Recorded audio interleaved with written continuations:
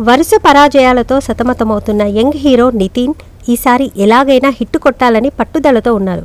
ప్రస్తుతం విఐ ఆనంద్ దర్శకత్వంలో ఓ science fiction చిత్రంలో నటిస్తున్న ఆయన ఈ సినిమా పూర్తి కాకముందే మరో 2 ప్రాజెక్టులకు గ్రీన్ సిగ్నల్ ఇచ్చారు.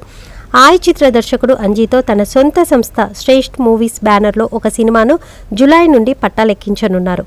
అలాగే వచ్చే నెలలో మరో కొత్త దర్శకుడితో క్రేజీ ప్రాజెక్టును ప్రారంభించబోతున్నారు.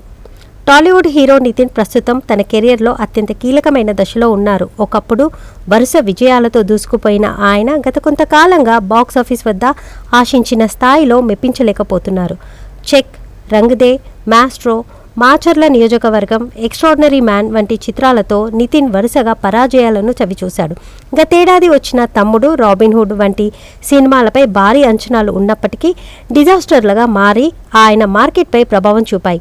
ఈ నేపథ్యంలోనే రూటు మార్చిన నితిన్ పక్కా ప్లానింగ్తో వైవిధ్యమైన కథలను ఎంచుకుంటూ మళ్లీ సక్సెస్ ట్రాక్ ఎక్కేందుకు స్పీడ్ పెంచాడు. నితిన్ సినీ ప్రయాణాన్ని గమనిస్తే ఎన్నో ఎత్తుపల్లాల సమాహారం. 2002లో తేజ దర్శకత్వంలో వచ్చిన జయం చిత్రంతో ఇండస్ట్రీలోకి అడుగుపెట్టిన ఆయన తొలి సినిమాతోనే ఫిల్మ్ఫేర్ ఉత్తమ నూతన నటుడు అవార్డును గెలుచుకున్నారు. ఆ తర్వాత దిల్, సై వంటి సినిమాలతో మాస్ యూత్ ప్రేక్షకులకు దగ్గరయ్యారు. అయితే ఆరంభంలో వచ్చినంత వేగంగా సక్సెస్ కొనసాగలేదు.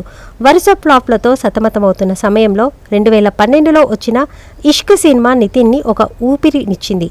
ఆ సినిమా అందించిన బూస్ట్తో గుండె జారి గల్లంతయిందే, హార్ట్అటాక్, భీష్మ వంటి భారీ విజయాలను తన ఖాతాలో వేసుకున్నారు.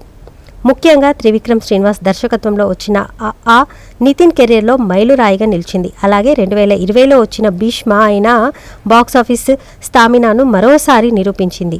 అయితే ఆ తర్వాత వచ్చిన చిత్రాలు నిరాశపరచడంతో ఈసారి కథల ఎంపికలో నితిన్ చాలా జాగ్రత్తలు తీసుకుంటున్నారు.